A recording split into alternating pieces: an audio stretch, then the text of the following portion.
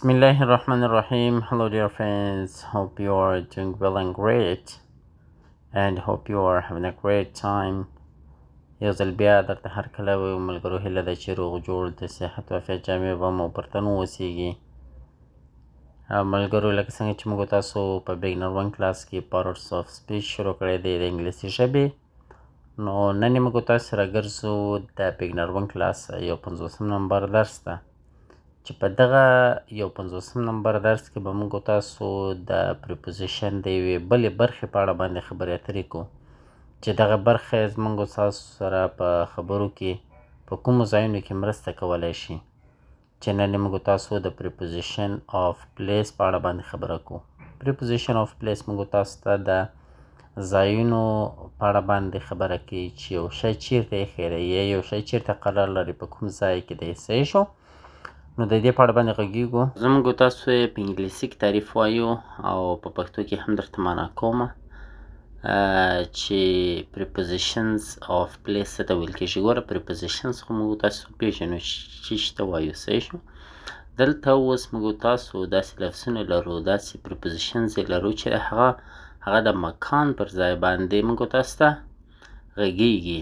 صحیح شو؟ مکان یعنې څه؟ مکان څه ته ویل کېږي. صحیح شو؟ مخکې موږ تاسو د قسم prepositions په اړه باندې وغږېدلو چې هغه په تېرو درسونو کې موږ تاسو ویلي. نو نن راځو موږ تاسو prepositions of place ته راځو، definition ته راځو. prepositions of place refer to preposition of place د ځای یا مکان preposition refer to راجع کېږي و those prepositions هغه prepositionو ته. صحیح شو؟ that can be used to کوم چې کېدلی سي استعمال شي یا کوم چې استعمال کېدلی شي یا استعمال شوي دي to show چې وښیي where something is located. where something چیرته یو شی is located موقعیت یا قرار لري.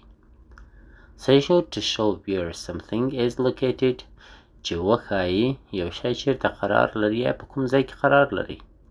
There are 3 prepositions of place. موږ تاسو 3 دانې لرو د prepositions. دا 3 ډېر مشهوره دي. صحیح شو؟ in داخل د یو شي کې چې یو شی قرار ولري موږ تاسو ورته وایو in یعنې داخل. on یو شی چې د یو شي پر سر باندې قرار ولري. صحیح شو؟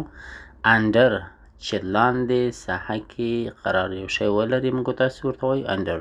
صحیح شو؟ یعنې چې یو شی د یو شي لاندې وي. صحیح شو؟ دا مطلب ورکوي. همدارنګه موږ تاسو راځو کله چې یو توپ مثلا د کاټن پر سر باندې وي خو په سر باندې قرار ونه لري، له هغه نه لږ غوندې پورته وي، موږ تاسو داخل لپاره above لرو.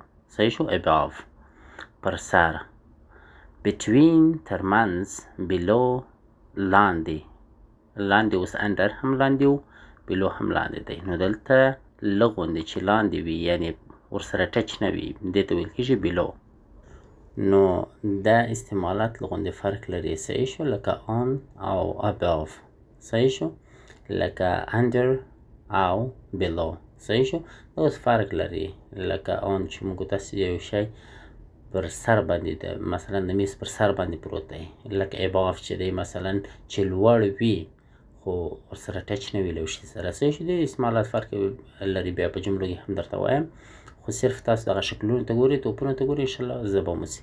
beside و بغل ته front و مخ ته behind شاته چې یو شی د یو شي قرار ولري. صحیح شو؟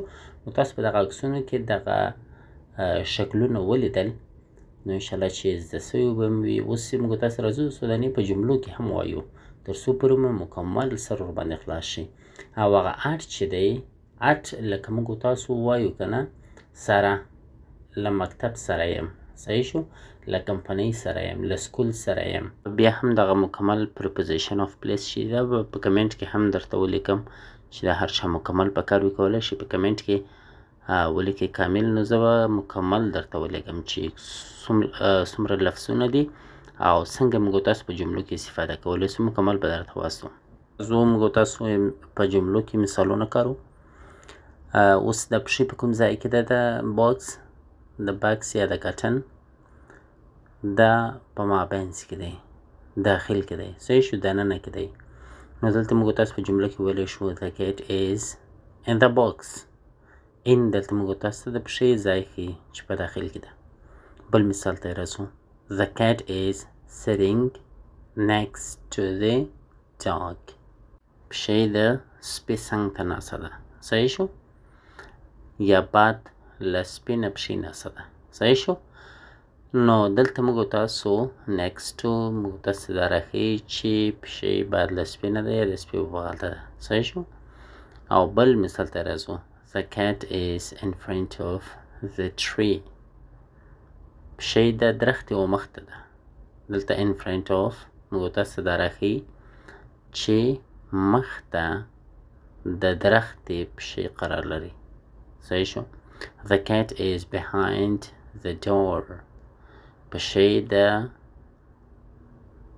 دروازې شاته ده.